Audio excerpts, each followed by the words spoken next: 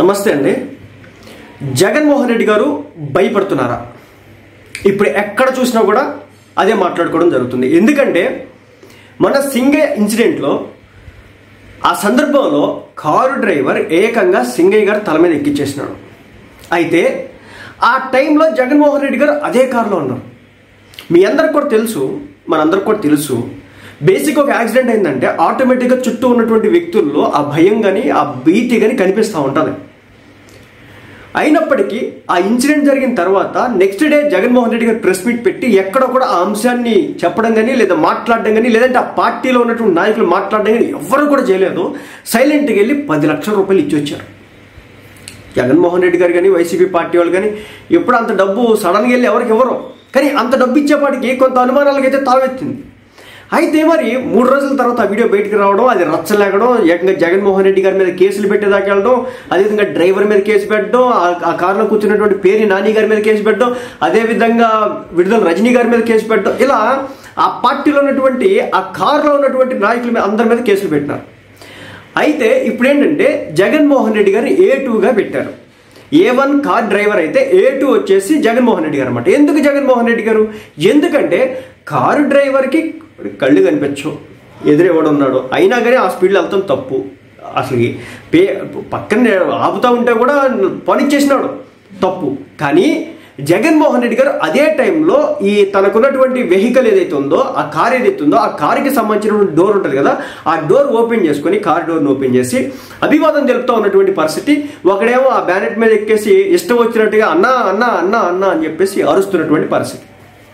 Okay, ఇప్పుడు అంత incident జరిగితే తప్పనిసరిగా ఆ చుట్టుపక్కల ఉన్న వాళ్ళందరికీ భయం అయితే పట్టుకుంటుంది.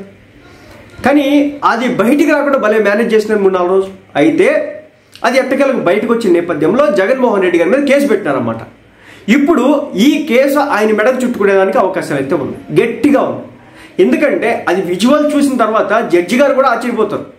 ఇదేంది, ఆ ఎరవడం ఏంటి, ఆ కేకలేంటి, ఈ మనిషి అక్కడ నిలబడడం ఏంటి, ఆ కారుడు పోనిచ్చడం ఏంటి, ఈ రోత ఏంటని చెప్పేసి జగన్మోహన్ రెడ్డి గారిని A2గా పెట్టినారంటే ఆయన కోర్టులో హాజరయ్యి దానికి సంబంధించి విచారణ ఎదుర్కోవాల్సి ఉంటుంది. అందుకోసం అని చెప్పేసి జగన్మోహన్ రెడ్డి గారు ఈరోజు చేసింది ఏంటంటే, నన్ను A2గా పెట్టినారు, దాన్ని క్వాష్ చేయండి, అంటే ఆ పిటిషన్ని కొట్టేయండి, నాకు సంబంధం లేదు, దీంట్లో నేను ఎలాంటి నా ప్రమేయం ఏది కూడా లేదు అని చెప్పేసి జగన్మోహన్ రెడ్డి గారు చెప్పాలనుకుంటున్నాను. క్లారిటీ వచ్చింది కదా? జగన్మోహన్ రెడ్డి గారు చెప్పాలనుకుంటున్న అంశం ఏంటంటే, నాకు ఆ యాక్సిడెంట్కి సంబంధం లేదు. ఆయన కారులో విండో దగ్గర గట్టిగా నిలబడి అభివాదాలు చేస్తున్నా, కార్ డ్రైవర్ దొక్కేసినా, జనం విచ్చలవిడిగా వచ్చేసి మీద పడుతున్నా, నాకు సంబంధం లేదనేది జగన్మోహన్ రెడ్డి గారు చెప్పాలనుకున్న అంశంగా కనిపిస్తుంది. దీని మీద నిన్న భయంకరమైన ట్రోల్స్ అయితే జరిగినాయి. అదేంటి అంబట్రామపురి ఏకంగా నా కార్ డ్రైవర్ యాక్సిడెంట్ చేస్తే నేను బాధితుడిని అవుతానా?